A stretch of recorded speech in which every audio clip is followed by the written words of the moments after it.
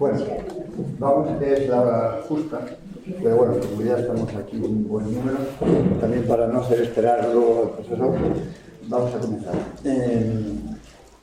Yo simplemente unas palabras que luego José Ignacio Ruiz, mi profesor y colega y amigo de nuestro querido profesor Clemente López, dirá unas palabras de él ya desde el punto de vista más profesional técnico. Yo ahora simplemente agradecerle el que tengamos la oportunidad de escuchar a él en esta primera conferencia del ciclo que, como sabéis, hemos organizado con motivo del 4º centenario de la muerte del Caballero de Gracia, un ciclo que tendrá una conferencia cada mes. Ahora interrumpimos en verano, pero seguimos en septiembre y se prolongará hasta abril del año próximo, ¿no? Donde van a venir pues, profesores como el que hoy vamos a escuchar, de diversas materias. Por tanto, yo creo que de un buen nivel histórico, teológico, etc. Y también sobre el conocimiento del propio caballero, ¿no? En este ciclo hay algunas conferencias que se refieren más directamente al Caballero de Gracia, algo semejante a lo que hicimos hace 2 años en el 5º centenario de su muerte, de su nacimiento, ¿no? Pero como ya hablamos entonces bastante de él, ahora las que se refieren directamente al caballero son menos, aunque también hay algunas. Otras se refieren al tiempo histórico en el que el caballero vivió, como para ambientarlo bien, cosa que también nos ayuda mucho. Y otras son como fundamento de este título del sentido cristiano de la historia. Y qué duda cabe que en ese sentido la conferencia que hoy vamos a escuchar es importantísimo, quizá es el fundamento más claro, ¿no? Las raíces cristianas de Europa. Así que, don Clemente, muchísimas gracias y vamos a escuchar a don Ignacio, que va a ahondar en el currículum, aunque sea no exhaustivo porque estaremos aquí mucho tiempo, y a continuación pues ya pasaremos a escuchar. Muchas gracias. Muchas gracias, don Juan. Gracias al profesor Clemente López por acompañarnos y gracias a ustedes por acompañarnos, ¿no? Y asistir a esta inauguración, podemos decir, de este ciclo, ¿no? No me esperaba que lo tenía que presentar, ¿no? Pero bueno, presento a mi amigo el profesor Clemente López con muchísimo gusto porque nos conocemos desde hace mucho tiempo, ¿no? Incluso, bueno, fuimos compañeros de tesis doctoral, nos dirigió el mismo director y trabajamos sobre materias parecidas. Él es doctor en Historia Moderna por la Universidad Autónoma de Madrid y hizo su tesis doctoral precisamente en una de las materias que yo también me especialicé, que son órdenes militares, las órdenes militares castellanas. Hizo una tesis doctoral y inmediatamente se incorporó a la docencia. Fue profesor docente en la Universidad del Mayab, en México. Estuvo allí 8 años, ¿no? 6 años estuvo allí impartiendo la docencia y la investigación, por supuesto, y luego regresó a Madrid, donde es uno de los miembros fundadores de la Universidad Francisco de Vitoria, ¿no? Uno de los fundadores, donde todavía desempeña cargos importantes. Yo creo que ha sido una de las almas, ¿no? De las almas de esa universidad. Por tanto, tiene una experiencia muy notable, incluso ha sido siempre vicerrector y durante un periodo fue rector de la universidad, ¿no? Actualmente tiene el cargo administrativo, para mi desdicha, de vicerrector. Digo para mi desdicha porque esto le tiene, publicamos cosas a veces juntos, pero me lo tiene un poco aparcado de la investigación y yo le llamo siempre que tengo algo que tenemos que hacer y bueno, pues vamos haciendo cosas y hace cosas, pero naturalmente el trabajo administrativo pues le ocupan bastante. Además es vicerrector ahora de Innovación y director también del grado, como se le llama ahora, del grado de Humanidades. Es decir, está potenciando y de alguna manera estamos, los que somos humanistas o nos dedicamos a las humanidades que tanta falta hacen recuperar el papel protagonista del hombre en la historia, que lo tiene y que parece que cada vez hablamos más de sociedad y nos olvidamos del hombre. Por lo tanto, puedo decir que nos encontramos ante un profesional como la Copa en Pino. Ha sido un gran y notable investigador, ama sobre todo el conocimiento.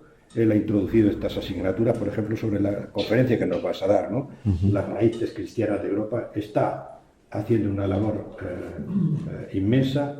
Tiene publicaciones sobre todo sobre órdenes militares, sobre la monarquía hispánica, sobre el régimen señorial, sobre la hacienda real y la hacienda señorial. Es decir, que tiene una trayectoria y un currículum acreditado que lo hacen un gran experto pues, en todas estas materias. Hoy nos honramos, yo creo, y yo personalmente, por la amistad que me une, de tenerlos aquí, y siempre que he tenido alguna ocasión de presentarlos, porque yo lo he invitado también a varios actos, tengo que decir que es un grandísimo profesional, y lo que siempre digo, qué bueno es aquello que nos decían de pequeños, ¿no? Cuidado, hijo mío, las amistades, ¿no? Cuidado, una buena amistad y con quien te acompaña. Yo he tenido una buena amistad, me ha enseñado de la vida mucho él, y sobre todo, lo digo con mucho orgullo, sobre todo con su ejemplo. Su ejemplo a mí me ha enseñado muchísimo.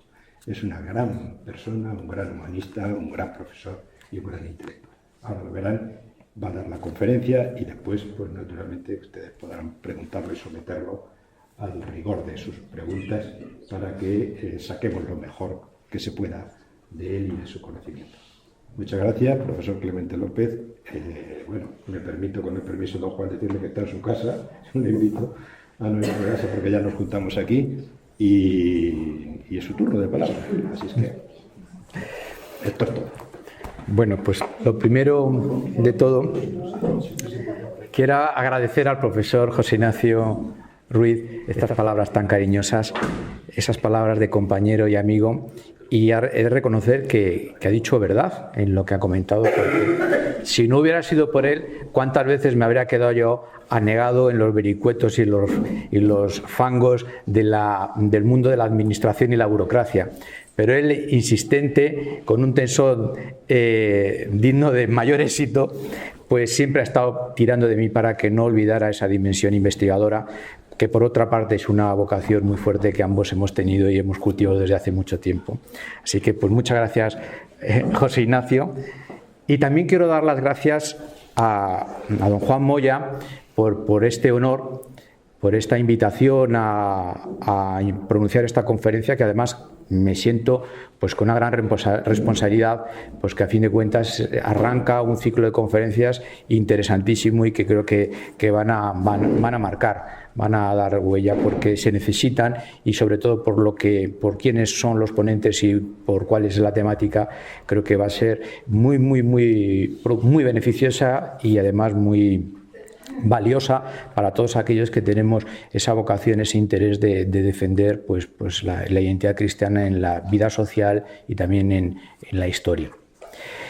Cuando se me hizo la invitación, pensé que tenía que plantear con seriedad cuál era el enfoque, porque evidentemente hablar de las raíces cristianas de Europa se puede hacer desde muchas perspectivas.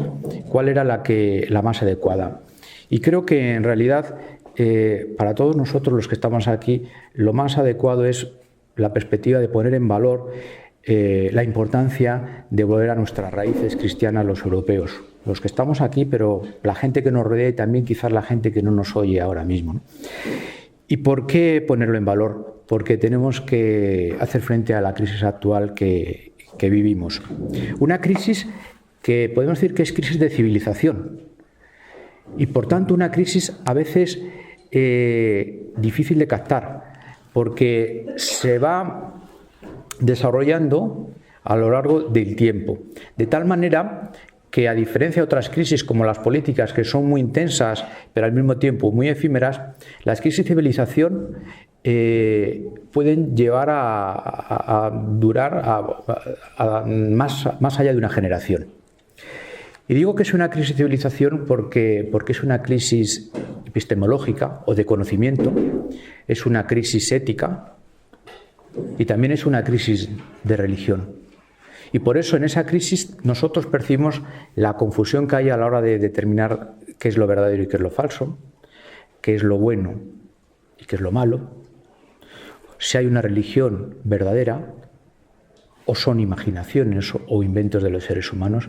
Y precisamente porque hay crisis, hay multitud de planteamientos que se debaten, que generan confusión, que generan incertidumbres y que de alguna manera se tiene que salir.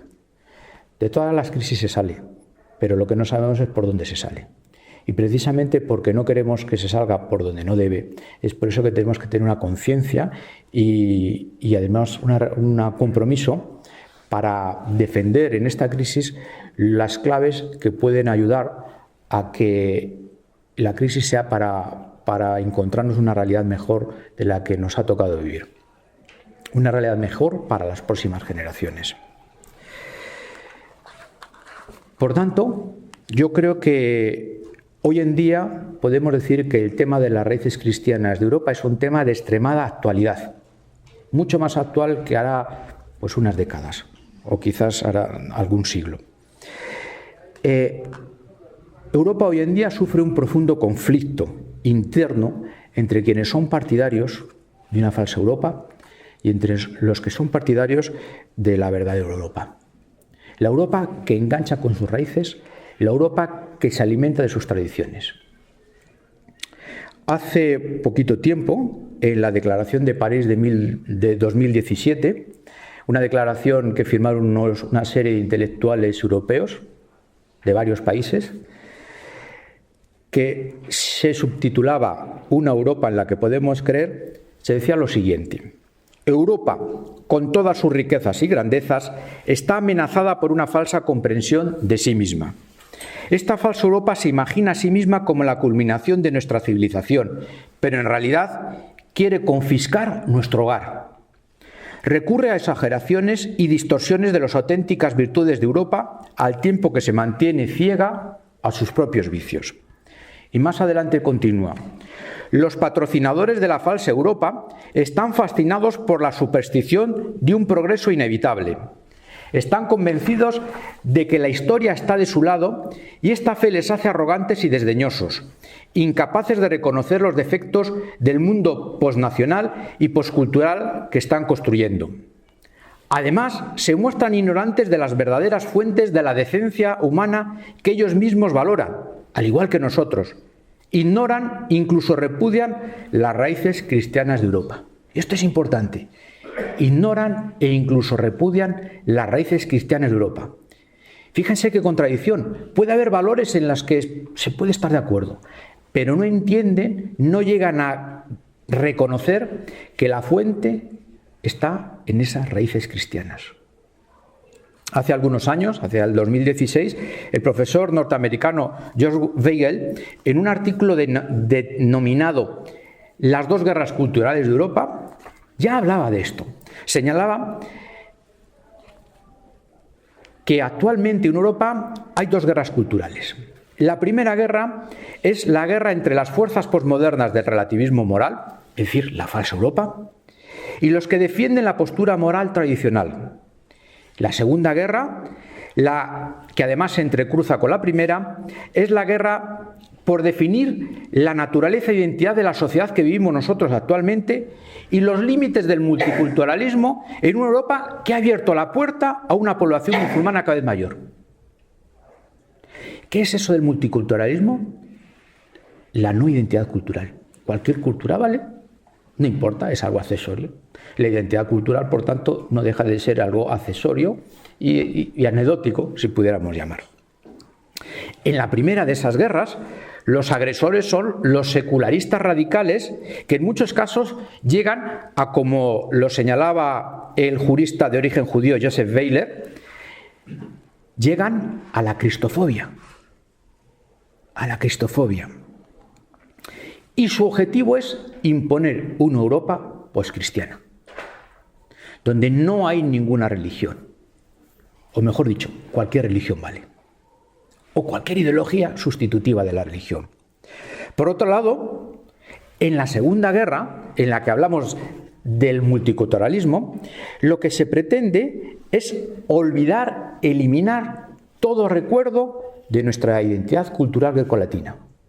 Por tanto, fíjense lo que está en juego. Una religión, la cristiana, una cultura, la grecolatina, en las cuales los occidentales, los europeos a lo largo de estos siglos, se han nutrido para construir la civilización de la que nosotros somos parte. Realmente, hoy en día, la crisis cultural de Occidente, en el caso de Europa, podemos considerar que verdaderamente es una guerra cultural. Y en una guerra cultural nosotros no podemos ser neutrales.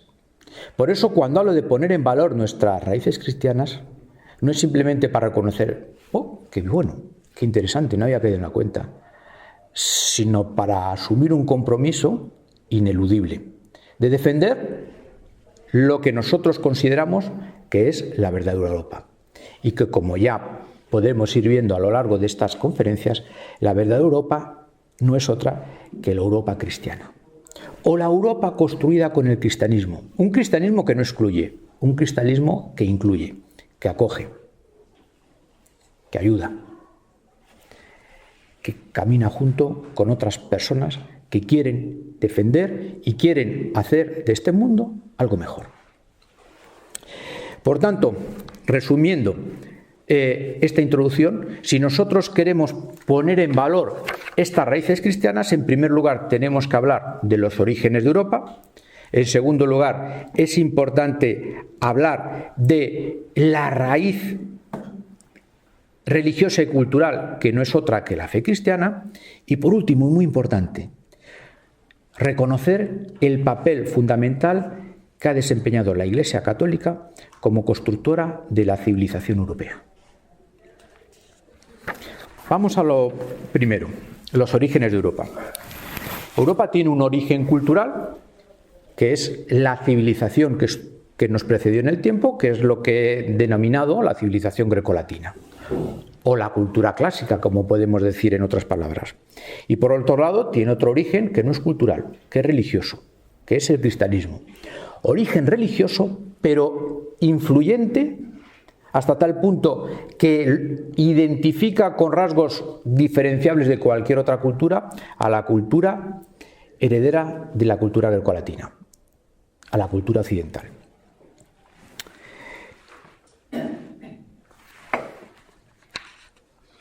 Podemos decir que de la inculturación del cristianismo en la civilización romana surgió la civilización occidental. Realmente hay que decir que muchas personas consideran que hay una continuidad entre la Roma antigua, la Roma clásica, los griegos de la antigüedad y la civilización europea o occidental. Creo, y yo soy partidario de considerar que son dos civilizaciones distintas. Es verdad que hay un nexo de unión muy potente. Podemos decir que ellos son nuestro origen, los romanos de la antigüedad, los griegos, pero nuestra civilización es distinta a la suya, por una razón fundamental. Porque toda civilización se construye sobre un núcleo religioso. La religión no es parte de la cultura, pero la cultura solo se construye a partir de lo que se nutre de la religión. El cristianismo, por tanto, nutrió una nueva cultura que fue la cultura de quienes vivieron en los tiempos posteriores a la desaparición del Imperio Romano. Se reconocían continuadores, pero a medida que fue pasando el tiempo, esos continuadores en realidad estaban construyendo otra civilización diferente. Y además, también hay que decirlo de pasada, los acontecimientos políticos, porque en realidad la historia no deja de ser un ejercicio de intentar comprender lo que está pasando en el tiempo. Y lo que está pasando es algo confuso porque los planos de la realidad se nos ven como un todo, se nos presentan como un todo. Y nosotros tenemos que ser capaces de analizarlos y distinguir los planos, el plano político, el plano económico, el plano social, el plano cultural, el plano religioso, etc.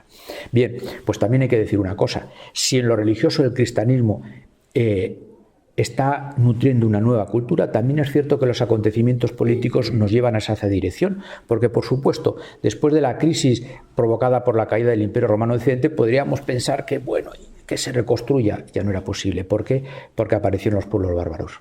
Nosotros tenemos un componente germánico, un componente escandinavo, un componente de los pueblos bárbaros que también han hecho su aportación para la construcción de esa nueva civilización. Todo esto hay que ponerlo en relación con lo que estábamos diciendo.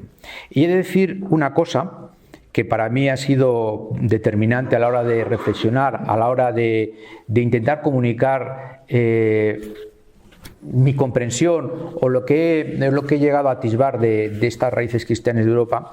Digo un hecho fundamental, y es que fue hace años, no muchos, en 1982, cuando el Papa Juan Pablo II, San Juan Pablo II, lanzó en Santiago de Compostela este llamamiento. Yo, obispo de Roma y pastor de la Iglesia Universal, desde Santiago te lanzo, vieja Europa, un grito de amor. Vuelve a encontrarte, sé tú misma, descubre tus orígenes, aviva tus raíces, revive aquellos valores auténticos que hicieron gloriosa tu historia y benéfica tu presencia en los demás continentes. Reconstruye tu unidad espiritual en un clima de pleno respeto a las otras religiones y a las genuinas libertades. No es un discurso, es un grito de socorro.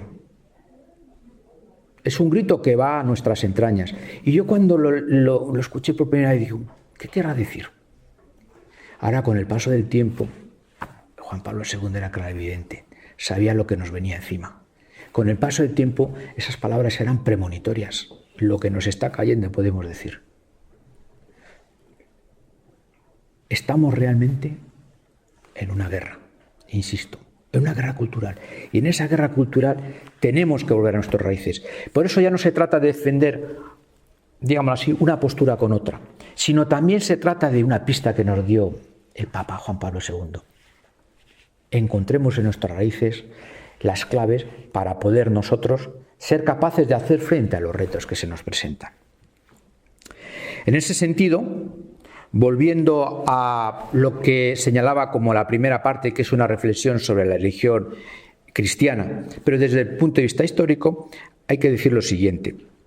El cristianismo surge en un rincón del Imperio Romano, en un rincón en el Oriente, en Palestina, y surge en el seno de otra religión, en el seno del judaísmo.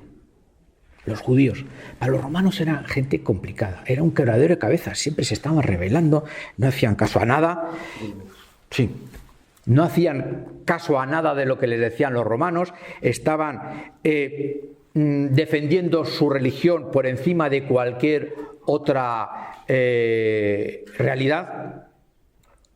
No querían asumir ningún otro compromiso religioso que no fuera su fe, su religión monoteísta. En un mundo donde predominaba el politeísmo, su creencia era algo extraña. Un solo Dios, Yahvé. Y ese Dios, Yahvé, daba identidad a su pueblo. Hoy en día, si tuviéramos que hacer un ejercicio de balance histórico, tenemos que reconocer que esa religión judía ha influido profundamente en nuestra cultura occidental. Por ejemplo, podemos citar como herencia del judaísmo la idea de la supremacía del hombre sobre el resto de la creación, la idea de una historia no cíclica que tiene un principio y un final, o la idea de una relación del hombre con Dios que tiene sobre todo lugar en la práctica moral y no en ritos mágicos y en sacrificios extraños. A los ojos de los romanos, el cristianismo no era más que una especie de herejía del judaísmo. A fin de cuentas, lo único que hacían los cristianos era seguir a un profeta que se llamaba Jesús, que tenía bastante en común con el resto de los judíos. Pero había algo especial en la religión cristiana, algo especial. Y conviene recordarlo. Primero, sus seguidores insistían en que su profeta había resucitado después de haber sido crucificado, porque era el Hijo de Dios. Segundo, que esa encarnación de Dios en un hombre no era algo mítico, sino algo histórico. Hay que ponerse en lugar de los romanos. ¡Qué cosa más rara! Y tercero, esa religión era ecuménica y universalista, a diferencia del judaísmo. Pero si son judíos, ¿por qué quieren predicar a los gentiles? Y por último, esa religión era trinitaria. Es decir, un solo Dios y tres personas distintas, Padre, Hijo y Espíritu Santo. El filósofo Rémy Braque hacía una analogía muy interesante que nos invita a la reflexión. Consideraba que los judíos son a los cristianos lo que los griegos a los romanos. Esto es muy interesante. ¿Por qué? Porque los griegos fueron los creadores de la filosofía. cuando los romanos conquistaron Grecia, se sintieron fascinados por esa filosofía y comprendieron que era muy superior a lo que ellos conocían. Y ellos se convirtieron entonces los continuadores y los universalizadores de la filosofía griega. Pues bien, los cristianos, recogiendo la religión judía, la abrieron al mundo. Y la abrieron al mundo como los romanos abrieron la filosofía griega, sin poner límites. Y por tanto, esa religión cristiana es una religión continuadora de la judía, pero superadora, universalizadora. Por otro lado, también hay que decir, porque estamos hablando de la dimensión histórica de esta realidad, que el papel histórico de Jesús en los últimos años ha experimentado una gran renovación en el mundo de la universidad, en el mundo de la academia, en el mundo de las ciencias, gracias a las hipótesis de René Girard. René Girard planteaba el estudio de la figura de Jesús no desde la perspectiva de la religión, sino desde la perspectiva de la antropología. Y René Girard se daba cuenta de una cosa. A lo largo de la historia ha habido chivos expiatorios que han sido sacrificados por las comunidades para poner fin a una violencia fruto de una rivalidad mimética. Y decía, Jesús también fue un chivo expiatorio. Como ha habido otros chivos expiatorios a lo largo de la historia, pero el chivo expiatorio que es Jesús es el definitivo, el diferente, el que rompe la dinámica de los chivos expiatorios, porque después de Jesús ya no hay otro chivo expiatorio más. Porque él, Jesús, ha demostrado la mentira del chivo expiatorio para intentar poner límite a la violencia que asola a la humanidad.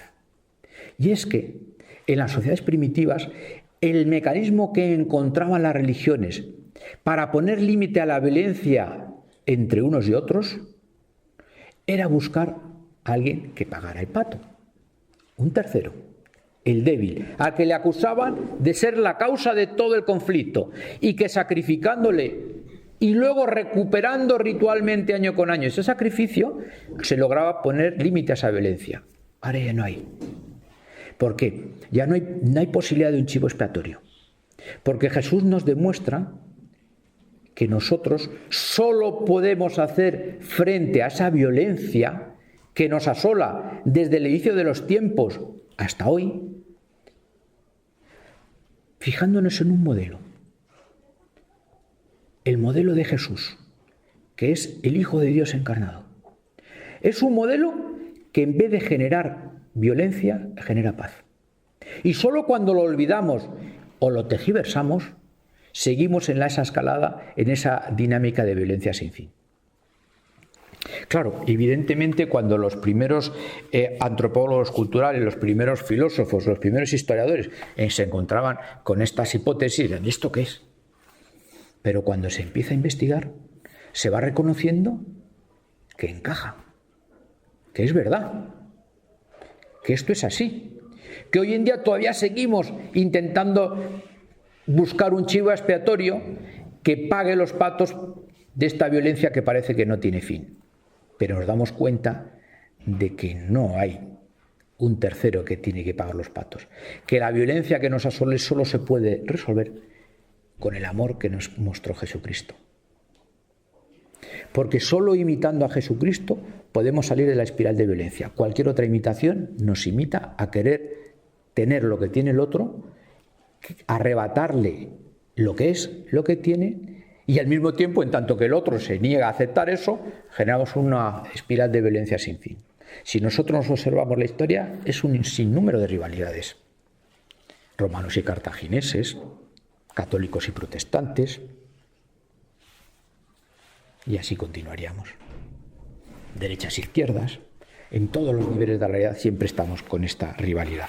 Bien, todo esto para poner en valor esto que estoy diciendo. Fijémonos desde la perspectiva histórica de nuestras raíces cristianas, para darnos cuenta de la riqueza de ideas, la riqueza de perspectivas, la riqueza de puntos de vista para poder comprender mejor el mundo que vivimos. Claro, hablamos de la universalización del mensaje de Jesús. Y también hay que reconocer los 3 momentos históricos por los cuales el cristianismo, en vez de acabar siendo una secta judía, acabó siendo una religión de aspiración universal. Y esos 3 momentos del cristianismo históricos son momentos que nos invita también a la reflexión. No es simplemente recordarlos. El primero, el éxtasis de Pedro. Cuando vio en el cielo un lienzo lleno de animales y una voz que le decía: Pedro, levántate, mata y come. Así nos dicen los Hechos de los Apóstoles. Claro, esto para los judíos era algo increíble, es impuro. Comer animales impuros. Pero Pedro lo interpretó. No estamos hablando de animales. Fíjense qué importante. Interpretar la realidad para poderla comprender. Y Pedro comprendió que ese sueño no hablaba de animales, hablaba de seres humanos. Y le decía: Pedro, lleva la buena nueva a los impuros, es decir, a los no judíos, a los gentiles. Se había roto la primera barrera. La primera barrera que limitaba el cristianismo al mundo judaico. La segunda barrera, otro sueño, otra cosa extraña. Nos lo dicen así, una inspiración, un sueño, algo.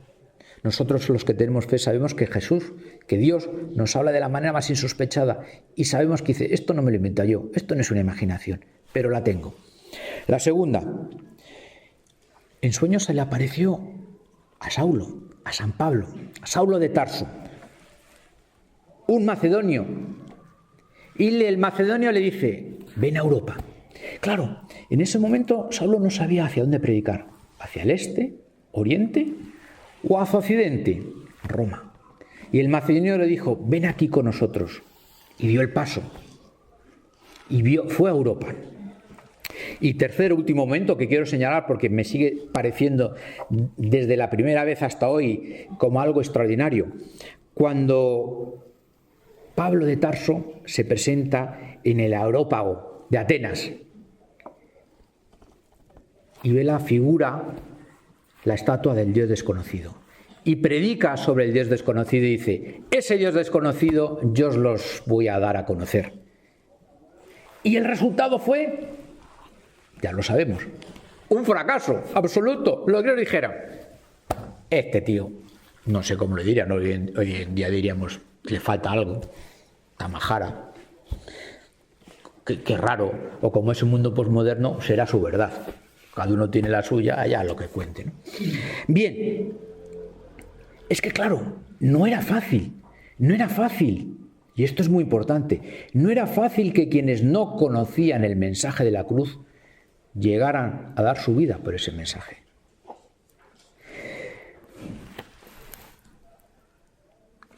La evangelización, nosotros sabemos que no fue fruto del poder o la fuerza de los más poderosos, de los líderes, de los más ricos, de los gobernantes. No. Sabemos que se hacía, digámoslo así, en la gente más humilde.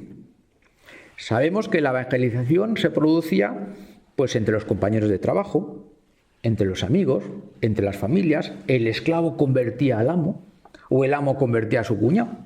Así. Gente que compartía la vida cotidiana con los paganos. Y así se fue extendiendo, hasta tal punto que cuando llegó a las personas que podemos considerar hoy en día, a los filósofos, los intelectuales, en principio parecía duro. Esto va en contra del intelecto, va en contra de la filosofía aristotélica. Y fueron los primeros cristianos los que dijeron: no lo vamos a rechazar, vamos a entrar en diálogo con la filosofía y vamos a intentar interpretar la fe cristiana, esa fe que surgió en Palestina, en términos intelectuales y religiosos, intelectuales y filosóficos. Y claro, el cristianismo, lejos de rechazar la filosofía griega, la acogió.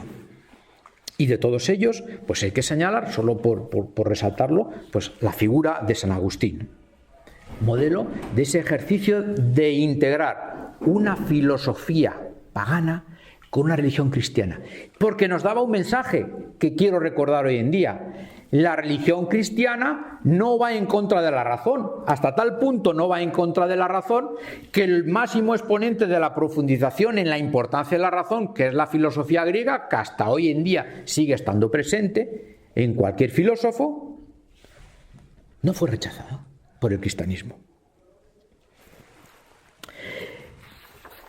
Hasta tal punto la expansión de la fe cristiana fue una expansión por los corazones, por la amistad, sin hacer ruido, que no puedo dejar de mencionar pues estos párrafos de la conocida Carta a Diogneto, que muchos de ustedes seguramente conocerán, pero que nos sigue pareciendo algo fascinante a los historiadores. Esa carta escrita hacia el año 200, estamos todavía en el Imperio Romano, estamos hablando de una religión nueva en el seno de una civilización distinta que es pagana a la civilización grecolatina.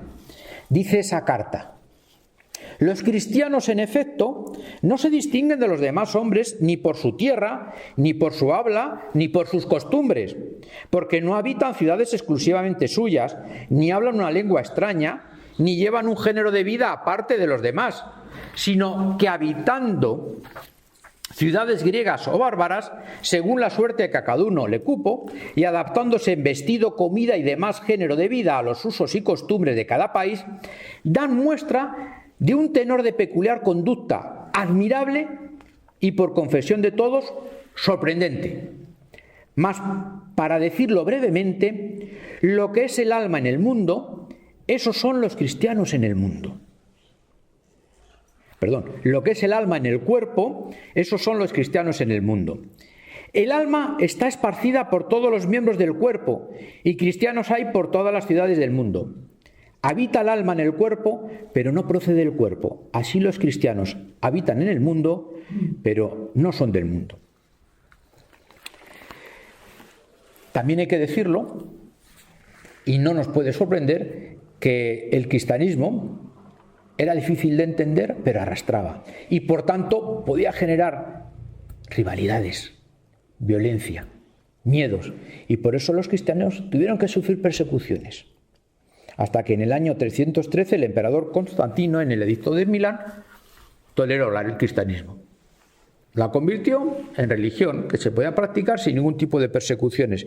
Y más adelante, ya el emperador Teodosio la convertiría en la religión oficial del imperio. Pero eso no significa que todos se hicieran cristianos. Significa que el esfuerzo de evangelización tenía que seguir presente y tenía que seguir activamente siendo desarrollado por los cristianos. ¿Por qué? En primer lugar, porque había invasores germánicos que traían otra religión.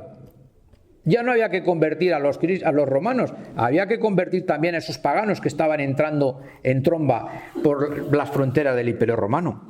Pero también había que hacer frente a las herejías, a los herejes, a los que tienen una visión que no era la que Jesús había predicado del Evangelio, los gnósticos, los maniqueos, los arrianos, etc. Y por eso fueron necesarios una serie de concilios que hay que recordar, el de Nicea en 320 o el de Constantinopla en el 381.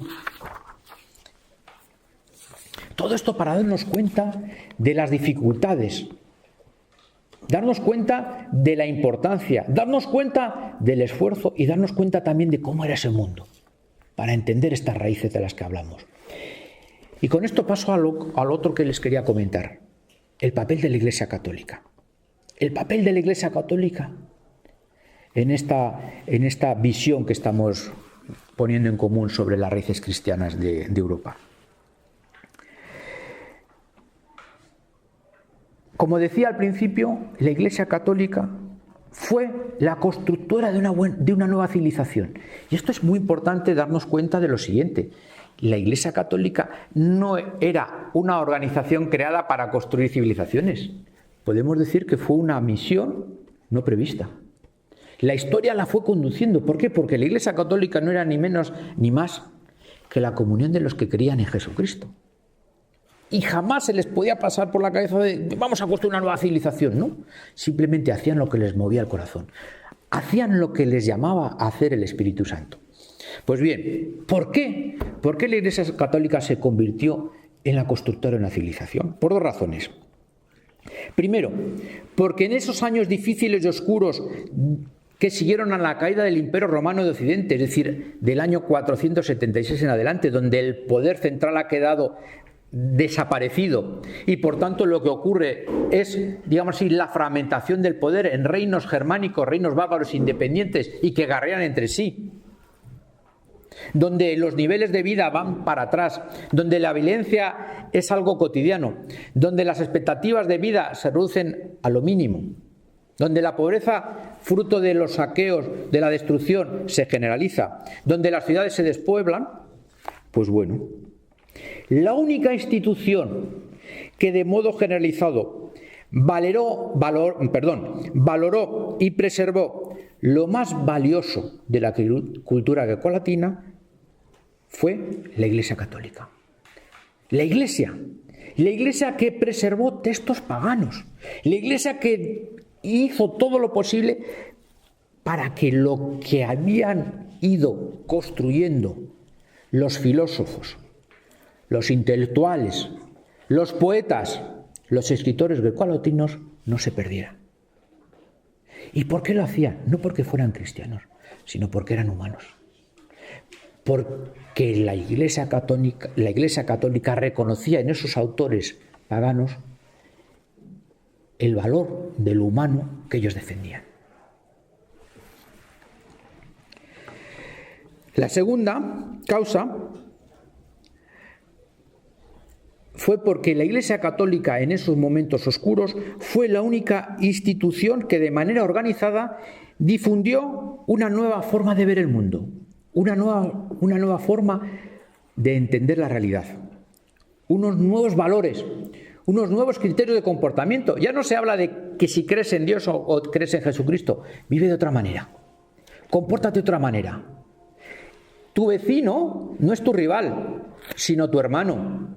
No tienes que estar pensando en qué te va a quitar o qué le vas a quitar tú, sino tienes que pensar en qué le puedes ayudar o en qué él te va a poder ayudar.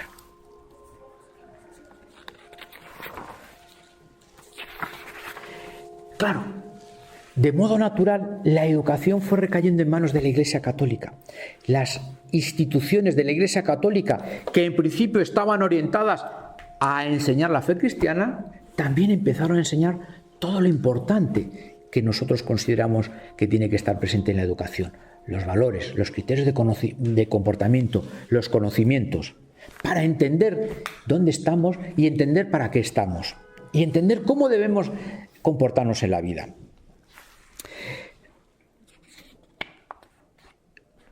Yo quisiera comentarles un ejemplo para que no sea solo una especie de abstracción o de ideas más o menos generales sobre esa época. Pongámonos en el año 592. Un ejemplo de lo que les digo, repito. La ciudad de Roma está siendo asediada por un pueblo germánico y además germánico, digámoslo así, heavy. Permítame la palabra. Es decir, dentro de los germanos había más brutos y menos brutos. Pues en el ranking de brutos, quienes asediaban Roma estaban en el top, los lombardos. En aquellos tiempos, Roma formaba parte del Imperio Romano de Oriente, porque había sido, hacía unos años, reconquistada por las tropas de Justiniano. Pues bien, en ese momento, cuando aparecen los lombardos, desaparece toda presencia bizantina o romana de Oriente. Ya no hay poder político, ya no hay soldados. ¿Qué va a pasar a Roma? Los romanos, ¿qué hacen? La ciudad va a ser asaltada y va a ser arrasada hasta el último rincón. Así son los lombardos. No hay soldados bizantinos, no hay nadie que les defienda. ¿Y qué hace el pueblo romano? Acude a la máxima autoridad, que no era política, pero era autoridad. Acuden al Papa. Acuden al Papa Gregorio Magno y le piden ayuda. Y Gregorio dice, pues si yo estoy aquí para catequesis, ¿qué me están pidiendo? Pero lo entiende. Es la única autoridad que puede hablar a los lombardos. Y se va a hablar con los lombardos. No lleva ni un soldado, no lleva armas, no lleva ejércitos, pero lleva su autoridad. Y hablando con los lombardos, negocia una paz. Y la negocia. Y llegan a un acuerdo. Y el acuerdo es que los lombardos no van a asaltar Roma. no la van a asediar, no la van a destruir. Y Roma, a cambio, va a pagar un tributo anual. Y al mismo tiempo va a permitir y va a organizar las cosas de tal manera para que los lombardos puedan tener tierras y se vayan asentando y con el paso del tiempo se vayan convirtiendo. Roma se salvó. Claro, Roma no era autoridad política, pero tenía ese prestigio, esa autoridad social que le hacía ser escuchado. Ese papa de Roma. Por tanto, ¿qué es lo que pasó en los siglos posteriores? Que las autoridades eclesiásticas, en virtud de esa ascendencia social, en virtud de esa capacidad de liderar a seres humanos porque eran educadores, fue llevada en muchas ocasiones a ejercer papeles políticos que, hay que decirlo, pudieron desvirtuar su misión, pero que en todo caso eran imprescindibles para que esa civilización se fuera consolidando. Claro, nosotros hoy podemos decir, bueno, estos obispos que se metían a señores temporales y se metían a guerrear, vale, pero ¿y si no eran ellos, quiénes eran? ¿Cómo se constituía un orden político estable en un mundo donde había un vacío de autoridad y de poder impresionante por culpa de la devastación de las invasiones germánicas? Pues ahí está. Bien. Para finalizar en esta reflexión del papel de la Iglesia Católica, yo quisiera comentar también el papel del monacato, los monasterios. ¿Por qué? Porque nosotros vemos a nuestras órdenes religiosas, en monasterios, en conventos, pues bueno, vida monástica. Parece como que es una vida que se aleja de la realidad que nos toca vivir del día a día. Pero sin embargo, la historia nos enseña y nos dice que estos monjes fueron claves para construir una nueva civilización. ¿Por qué? Porque en esos momentos que hablábamos de destrucción y de desaparición de la civilización, esos monjes no solo preservaban en los textos escritos de los clásicos griegos y romanos, sino que también enseñaban a vivir a la gente que los rodeaba. Y los primeros monasterios fueron los irlandeses. Esto que estaba comentando, los irlandeses. Irlanda fue evangelizada después de Roma. Y cuando esos años oscuros, mucho del cristianismo se estaba perdiendo en el continente, los monjes irlandeses volvieron al continente a predicar la fe. Pero no solo predicar la fe, a enseñar a vivir. ¿Por qué? Porque los lugares donde estaban estos monasterios eran lugares donde la economía florecía, donde la que vivía alrededor aprendía a cultivar la tierra. La gente que vivía alrededor aprendía a compartir los bienes.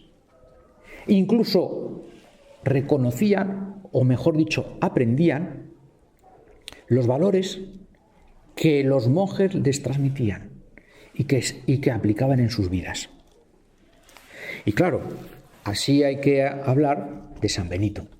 San Benito, como otro de las grandes figuras de la historia de Europa y figura clave de las raíces cristianas.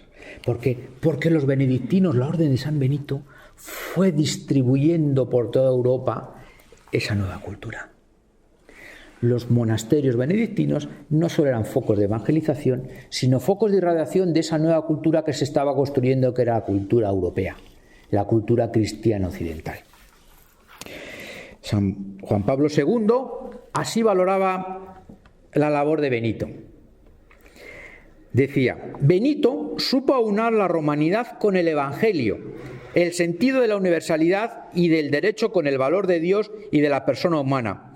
Con su conocida frase, ora et labora, reza y trabaja, nos ha dejado una regla válida aún hoy para el equilibrio de la persona y de la sociedad, amenazados por el prevalecer del tener sobre el ser.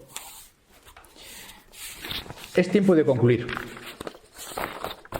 Yo espero y deseo que después de este brevísimo repaso sobre la Europa posterior a la desaparición del Imperio Romano de Occidente, la Europa que construía una nueva civilización, la Europa que se nutría de la religión cristiana, Fue una Europa que superó muchísimas dificultades. Dificultades semejantes a las que hoy podríamos tener. Por eso yo quiero hablar de esperanza. Tenemos que tener esperanza, porque el cristianismo hoy en día está lejos de ser una religión muerta. Para el cristianismo no importan las cantidades, no importan los números. Lo que importa son los planes de Dios.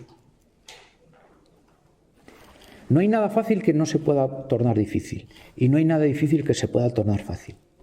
Hoy en día los retos son diferentes, pero análogos a los que tuvo que sufrir Europa en los primeros tiempos. Por eso estoy firmemente convencido de que el cristianismo no va a desaparecer.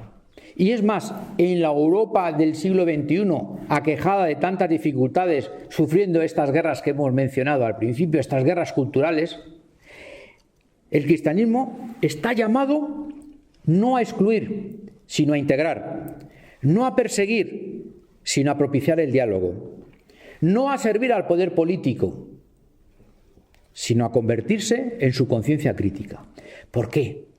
Porque el cristianismo es amor, un amor que lo supera todo, y donde hay amor hay esperanza. Muchas gracias.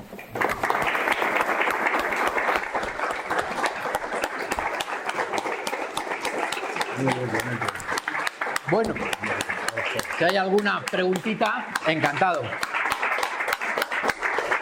Bueno, después de esta magnífica conferencia que nos ha dado, yo creo que ha puesto muchas cosas sobre el tapete. De todas maneras, yo antes de darle la palabra a ustedes quisiera decir que qué importante es que recuperemos la tradición cristiana, como nos ha demostrado él. Claro, si no lo enseñamos, si no nos dejan que se enseñen las raíces cristianas de Europa, si no las están amputando y vendiéndonos otras cosas, cuesta que nuestros jóvenes, que todos estos se incorporen a el mensaje, a la importancia que tiene nuestra tradición cultural, que es una tradición, como él ha dicho, de amor. Bueno, tenemos un ratito para que hagan ustedes sus preguntas. A ver quién empieza. Sí. Bueno, Consuelo. No, estoy por ahí. Habla un poco alto, Consuelo. Refiriéndonos a esa última parte, que el cristianismo en Europa que se mantiene y que tiene que ser integración, amor, más allá de todo, los retos de Europa ahora mismo es la invasión que tenemos de los inmigrantes, otras culturas distintas, no inmigrantes, otras culturas distintas.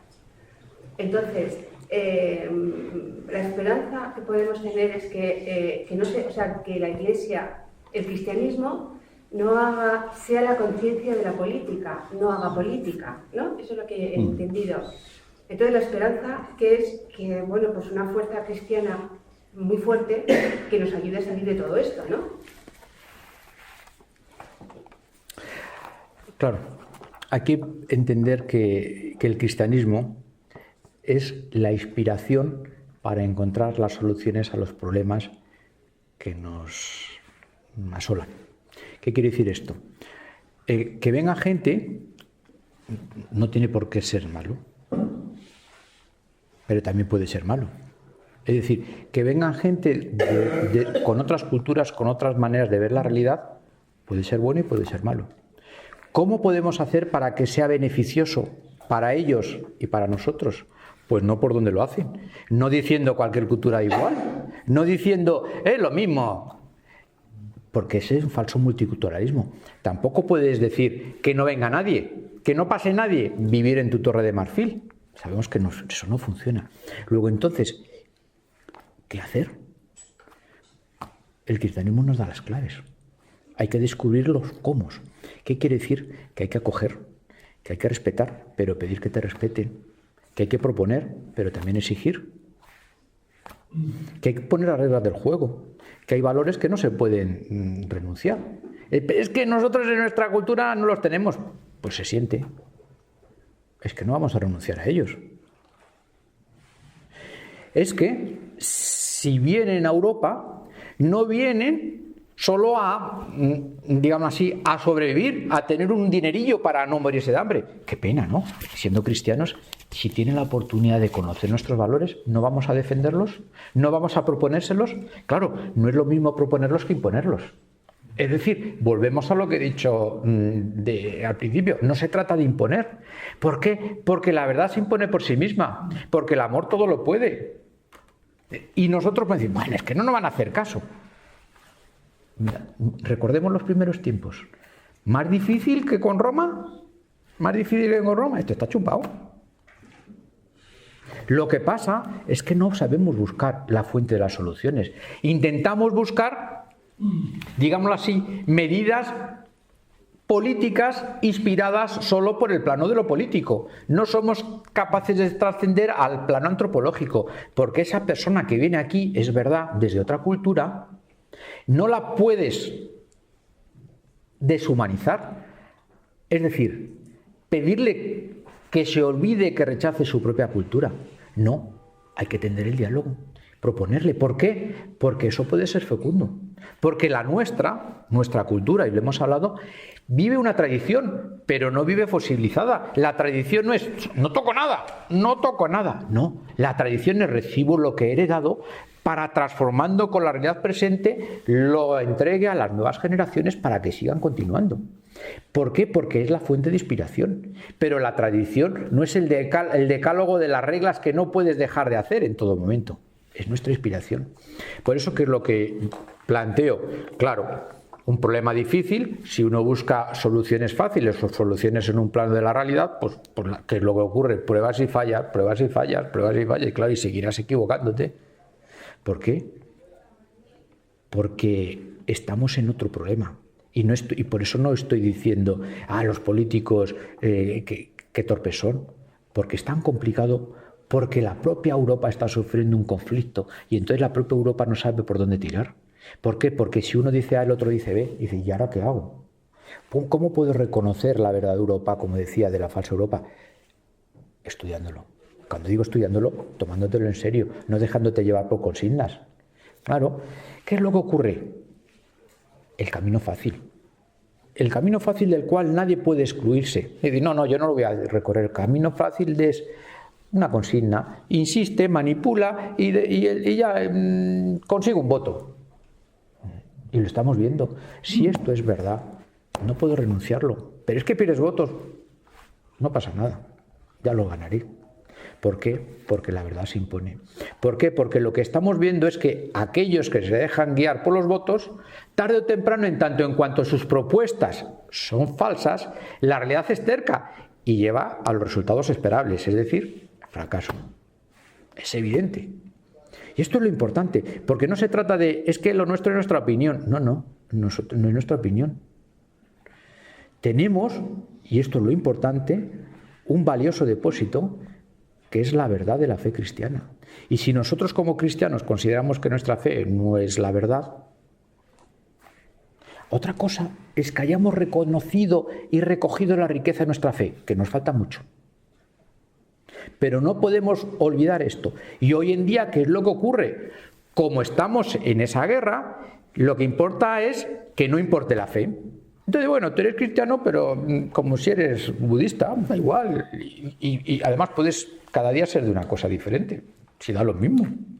¿Qué es lo que estamos haciendo? Subjetivizar algo que es superior a nosotros, algo que está por encima de nosotros. Claro, y entonces por eso es lo interesante. Porque cuando uno es cristiano de verdad, lo es en donde le toque. Ya sea un político, ya sea un profesor como nosotros, o ya sea un empleado en una empresa cualquiera, o lo que es más importante, un padre de familia o un abuelo. A mí yo recuerdo una cosa que comentaba el vicario de la, no me acuerdo la vicaría, donde cuando estaba impartiendo la confirmación a mi hijo y a sus compañeros de colegio, etcétera, decía lo siguiente: en la Rusia comunista, después de desaparecer el comunismo, y ya lo sabemos, el cristianismo había sido perseguido y al poco tiempo floreció. ¿y cómo ha sido posible? Y le dijeron, pues muy fácil, el ateísmo es la religión oficial, los padres de los niños eran ateos, pero sus abuelitos no. Y entonces los abuelitos le enseñaban el cristianismo a los nietos, porque como los papás estaban trabajando, los niños estaban con los abuelos. Y no se perdió. Claro, esto no es ninguna estrategia. Es decir, no está deliberadamente planificado. Lo que se estaba planificado era cerrar los templos, cerrar las iglesias, sí que era planificado. Pero lo que no era planificado es que los abuelitos fueran defendiendo en sus hijos el depósito de la fe cristiana. Por eso digo que en el fondo el cristianismo no es la solución en tanto en cuanto te da la receta. Es donde te tienes que inspirar para encontrar la solución al problema que te aqueja. Y en este caso es un problema social importante. ¿Sí? En la sociedad que estamos, y que yo creo que siempre hemos estado, es decir, hay como muchas caras, muchos aspectos, muchas ideas, pero yo creo que viendo las cosas un poco panorámicamente, yo creo que lo primero también es educar en el respeto, porque de esa manera la verdad padece pero no perece. Es decir, si nos escuchamos, comprenderemos también los puntos de vista que es natural que cada uno los tiene, porque claro, llevamos cultura y llevamos historia cada uno desde que nacemos. Entonces, y vemos a través de la historia como siempre ha sido esa lucha, es decir, que la vida es lucha, pero continuamente, y dices, Dios mío, pero ¿cómo me defiendo de tantísimas cosas, ¿no? Entonces, a mí me parece que me ha parecido muy bonito y ha sido como un enfoque también que recoge todo lo que usted ha estado diciendo, es decir, el amor, ¿no? Porque dice, ¿qué es el amor? Porque yo conozco los aspectos del amor, pero ¿qué es realmente? Y yo pensándolo he dicho, digo, ¿qué es? ¿Qué es? ¿Es Dios? Porque ¿quién es el que es? Yo soy por participación, pero Él es lo que es. ¿Y qué es? Amor. Entonces, efectivamente, cuando ese es el foco que a todos nos ilumina, pues vemos que yo tengo una camiseta azul marino, que la otra la tiene verde, y desde ese punto de vista vemos la realidad, ¿no? Entonces, a mí me parece que el respeto y luego la libertad, porque si no es libertad, ¿cómo voy a construir yo lo que soy? Así es. Estoy de acuerdo. Efectivamente es la clave, porque nuestra fe, la clave no es una serie de principios teóricos, sino la experiencia de una realidad, que es que Jesús resucitó y nos enseñó su amor. Y ese amor, al comunicarse en nosotros, hace que nosotros le devolvamos en nuestros hermanos el amor que hemos recibido de Él. Claro, ¿y esto cómo es? Pues los de fuera, si no lo ven, pues no lo saben, porque no se puede explicar. Pero dirán, yo no lo puedo explicar, pero se lo veo en este. Yo se lo veo en esta persona y no sé si lo saben ustedes. ¿Cuántos musulmanes reciben la ayudita de Cáritas? Y se acercan a las parroquias a recibir tal. Y el musulmán está agradecido. Y el musulmán no odia a los cristianos. Esa persona está recibiendo el amor de Jesucristo y le están ayudando. Entonces, ¿qué es lo que ocurre? Los musulmanes, pues míralo, ¿quiénes son los musulmanes? Mi hermano que me está pidiendo ayuda. ¿Por qué? Porque nosotros no estamos tratando de determinar por la inteligencia racional qué religión es más verdadera o menos verdadera, sino simplemente estamos cumpliendo una misión que inexplicablemente se nos ha dado. Inexplicablemente, porque eso no tenemos respuesta, pero la tenemos. Entonces, ¿qué es lo que ocurre? Evidentemente, a nosotros a lo mejor lo único que nos toca es ayudar a una persona necesitada. Y al político le tocará otra cosa, pero es lo mismo, en su plano. A nosotros nos toca promulgar leyes, pero sí nos toca algo. Y al que es político no puede decir, no, yo doy una ayuda a una persona que he visto necesitada en la calle, pero como político no me pringo. No, es tu responsabilidad. Y la responsabilidad ya no se trata de ser más intelectual, sino de vivir más la fe con el corazón, con el amor. Estoy de acuerdo. Pero es que yo veo un problema, que Europa no tiene natalidad, los niños van naciendo menos niños, las familias son un niño, 2 niños por niño. Y los musulmanes pues vienen con muchísimos niños. Entonces, esta cultura pues está como más focalizada hacia sus mezquitas, su religión, y no se integra en la cultura europea. Europa se está ahora mismo no hay niños, más que mayores.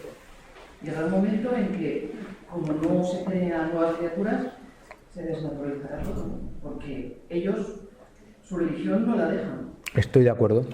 Digámoslo así, el dato más claro e evidente de que tenemos una profunda crisis moral es este. No tenemos niños. No tenemos niños porque hay una crisis moral profundísima y hace que la maternidad y la paternidad sea un problema, no una misión. Y claro, si es un problema, se intenta evitar. Mejor un perrito, que da menos guerra. Entonces, claro, pero vienen los otros, efectivamente, para avisarnos y nos decir. Y además el mundo siempre es complicado, antes de una manera es de otra, pero la complicación del mundo de Europa es esta. Es un problema tan grave que solo viendo lo que está ocurriendo somos conscientes de nuestro problema, porque es que si no hubiera ningún musulmán ni nada, pues nada, tan felices, sin tomar en cuenta lo importante que es eso. ¿Y qué es lo que pasa? Ese problema moral ¿no tiene solución? Sí la tiene, ya lo creo que sí. Ahora, es que no se ponen las medidas, que se pongan. Es que nadie quiere, pues tendrá que ir alguien que quiera. Pues tendrá que ser alguno de nosotros. Un ejemplo. Y vuelvo a lo que les decía al principio, pues me tendré que comprometer. Pero es que yo no estoy en política. Bueno, pero ¿tienes algún amigo? Pues ya está. ¿Qué importa? Vuelvo a repetir el principio. No se trata de los números. Es que yo influyo poco. Eso solo lo sabe Dios. Pero si yo tengo una responsabilidad, no voy a dejar de asumirla. Y mi responsabilidad solo es, a lo mejor, una tarde tomando una cerveza con unos amigos. Con unos amigos, estaba diciendo. ¿Qué quiere decir esto? Que ¿quién sabe? ¿Quién sabe? ¿Por qué? Porque en el fondo, si nos fijamos, esa crisis es el fruto de muchas microcrisis. Es decir, el hecho de que no queramos tener hijos, ¿esto qué es? La microcrisis de uno y otro que se va sumando y que no quiere tener hijos. ¿Por qué? Porque estamos construyendo una sociedad que le está diciendo, mira, es que es un problema. Y por tanto no se trata de, qué egoístas, no, es una crisis cultural. Porque podían pensar de otra manera o podían comprometerse de otra manera si lo descubrieran. Y sin embargo, pues estamos en un entorno donde efectivamente es que es así. Es que si, voy a tener hijos, pero ¿y dónde vivo? Pues si no tengo dinero para comprarme o para pagar un alquiler, ¿qué hago? Pues evidentemente, pues ser egoísta. No tiene dinero. Pues claro, ¿qué estamos construyendo? Por tanto, también en la que a nosotros nos corresponde, también somos cómplices de crear una situación así. También somos cómplices. Y por tanto, no se trata, claro, de decir, yo estoy en un bando, yo estoy en otro. Yo tengo que defender esos valores incluso contra mí mismo, porque en muchas ocasiones a mí mismo me contradigo y digo, hay que ver, no se pueden tener hijos, pero a mí, ya soy mayor, digo, a mis hijos que no tengan más hijos porque la vida se les va a complicar. No, con 2 ya es suficiente. Yo no puedo decir que con 2 es suficiente, que ya van 6. Entonces, si el abuelo dice, ya van 6, pues algo estamos haciendo. En vez de decir, qué alegría, tienes 6, y luego por dentro sabes, la que le espera. Bueno, pero no se lo dices. No se lo dices. ¡Ánimo! Papá, que ya estoy embarazada. Entonces, qué alegría, hija. Yo lo digo porque Porque yo, es verdad, mi abuela se enfadaba cada vez que mi madre se quedaba embarazada. Y entonces le daba pavor a mi madre decirle, oye mamá, que estoy esperando a otro. Y es porque mi abuela era una adelantada de su tiempo. Sabía lo que decía y dijo, ¡jolín, es otro problema! Es verdad, otro problema. Es así. Nosotros hemos convivido con una musulmana, una estudiante americana, y bueno, ha vivido el Ramadán, pues bueno, no comía, en fin. Pero nosotros teníamos que demostrar que éramos cristianos. Y siempre bendecíamos la mesa. Yo le decía, bueno, es el Dios. Tú crees en un Dios, nosotros creemos en un Dios que es el mismo Dios, lo único que ellos, pues no sé cómo le llamarán, pues Alá, ¿no? Algo así. Alá. Entonces ella estaba muy respetuosa. Ella no lo... Sin embargo, pues que personas... Yo digo una cosa, el amor de Dios todo lo puede. Y no sabemos cuál es el plan de Dios para esa persona. Con lo cual, que muera musulmana o no muera musulmana, solo está en las manos de Dios. Lo único que sé es que sí puede hacer el bien. De hecho, estoy recordando hace poquito la madrina de una promoción de mi universidad del grado en Relaciones Internacionales es una antigua alumna musulmana que estudió con nosotros toda la carrera y que ha estado trabajando y ahora mismo, trabajando en organismos internacionales, actúa como en una especie de institución que fomenta el diálogo y el encuentro, ayuda a evitar conflictos. No he oído ninguno. ¿Qué? Que no he oído ninguno. Me reía mucho y todo muy bien. Claro, por tanto, hacer el bien uno no sabe. Claro, es decir, aquí no se trata de etiquetas, aquí no se trata de amar. Y si nos ama un musulmán, bienvenido sea. Es así porque el amor de Dios todo lo puede. Hasta en la historia, a propósito del ciclo de conferencias, el sentido cristiano de la historia. ¿Alguna pregunta más?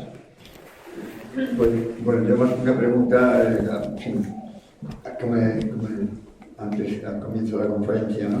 Las dificultades para la evangelización en aquellos primeros tiempos del poderoso imperio romano, ¿no? Y los cristianos pues que eran tan pocos, ¿no? Y sin embargo parece increíble, pero lo consiguieron, ¿no? La verdad es que una explicación simplemente humana yo creo que sería difícil de dar, ¿no? Ahora, pues efectivamente la tarea que hay que hacer es inmensa, pero al fin y al cabo hay millones de cristianos en Europa, ¿eh? Otra cosa es que tengamos que vivir más a fondo nuestra fe. Y como decías, ¿no? Es una cosa que nos tiene que afectar a todos, sentirnos todos comprometidos, ¿no? Porque a la medida en que vivamos con más seriedad y alegría nuestra fe, pues evidentemente contribuiremos mucho a esa nueva evangelización, ¿no? Que el Papa decía y que está necesario. Muy bien. Si queréis añadir alguna cosa más. Pues yo también quisiera hacer, bueno, aparte de agradecer todas las aportaciones que se han hecho, parece que hay una cosa latente, como se ha hecho las preguntas, ¿no? Lo de la inmigración, los problemas, esto del multiculturalismo. El problema que tiene Europa, no sé si nuestra Europa cristiana está más dentro que fuera, o viene más de dentro que fuera. Yo creo que este ciclo de conferencias va a intentar ayudar a resaltar la importancia de reevaluar los valores cristianos de nuestra civilización, porque es lo que está afectado en los cimientos, ¿no? Como se puede ver, ¿no? Hoy la mayor parte de la gente no conoce todo esto que hemos estado hablando. Nuestros jóvenes en la universidad, yo pertenezco a la universidad pública, de estas cosas es que ni las conocen. Son prisioneros de las ideologías, que las ideologías se les revelan como un sustituto de la religión. Es su nuevo credo. Y por tanto, en esas ideologías que muchas llevan la bandera del redentorismo, quieren redimir a la humanidad, quieren redimir a la humanidad, es el sustituto espurio, y como el profesor ha explicado, que forman parte de esa Europa cristiana que no es la verdadera, no es la auténtica. Nuestras raíces no las podemos perder, las tenemos que recuperar. Si son sólidas y fuertes, no, el problema no está en fuera, sino está en nosotros. Recuerdo solamente como se ha demostrado aquí, el Imperio Romano no cayó por los bárbaros, El Imperio Romano cayó porque por dentro estaba carcomido. Cuidemos nuestra civilización, que esa carcoma no puede, poniéndome yo en el plano más pesimista y no es tan esperanzador como el profesor López, pero que sea un aviso a navegantes. Cuidemos esto, nuestra civilización es rica, hermosa y sobre todo lleva un mensaje de amor, que no lo perdamos por el mensaje que hoy nos están vendiendo de este multiculturalismo que muchas veces es de odio. Bueno, y con... Yo siempre pienso mucho en Lepanto.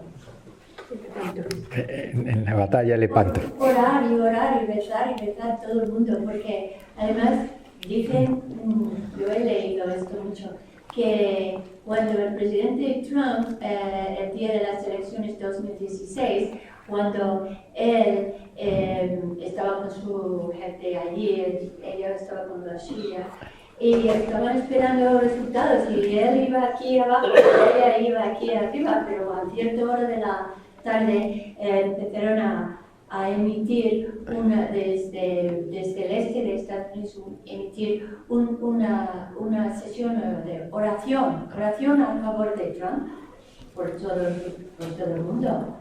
Y eso era gente muy de fe, la Tea Party, ¿no? Y bueno, y se emitió y empezó a hacer Trump así y ella así y al final. La oración.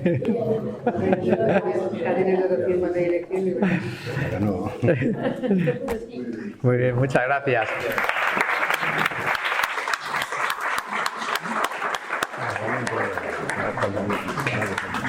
Bueno.